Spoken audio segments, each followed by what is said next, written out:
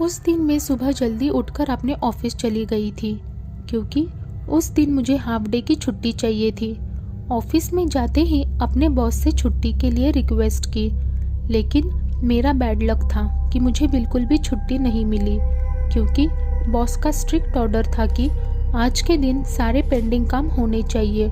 ये सुनकर मैं बहुत नाराज़ हो गई और अपने कैबिन में चली गई।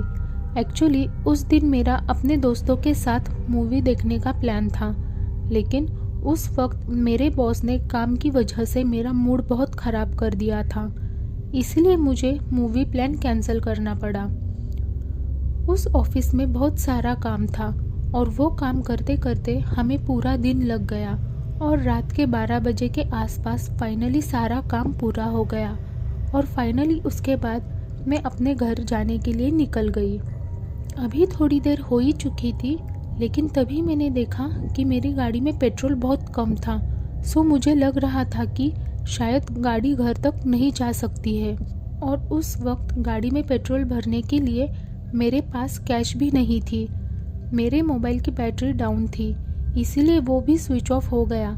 सो मैं ऑनलाइन भी पे नहीं कर सकती थी, इसीलिए मैंने एक शॉर्टकट रास्ते से ही घर जाना सही समझा।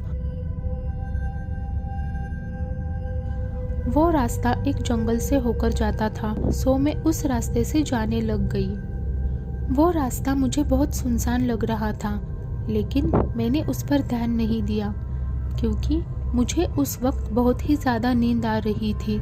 सो मैं चुपचाप गाड़ी चला रही थी। अभी थोड़ी देर हो चुकी थी, लेकिन तभी अचानक एक जगह पर मेरी गाड़ी रुक गई।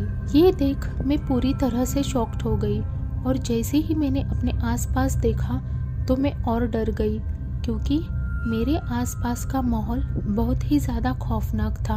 उसके बाद मैंने देखा तो गाड़ी में पेट्रोल तो था, लेकिन मुझे पता नहीं चल रहा था कि आखिर प्रॉब्लम क्या थी। अभी मैं कुछ और सोचने ही वाली थी, लेकिन तभी मैंने सामने देखा तो मैं डबल शॉक्ड हो गई और मैं बहुत ही ज़्यादा डर गई थी क्योंकि एक डरावनी औरत मेरे सामने से चलकर धीरे धीरे अपने कदम मेरी तरफ बढ़ा रही थी। ये देखकर मैं सोचने लग गई कि अगर वो औरत मुझ तक पहुंच गई तो मुझे जान से मार देगी, मुझे यहाँ से भाग जाना होगा। ऐसा सोचकर मैंने अपनी कार स्टार्ट करने की 2-3 बार कोशिश की, लेकिन गाड़ी स्टार्ट होने का नाम ही नहीं ले रही थी।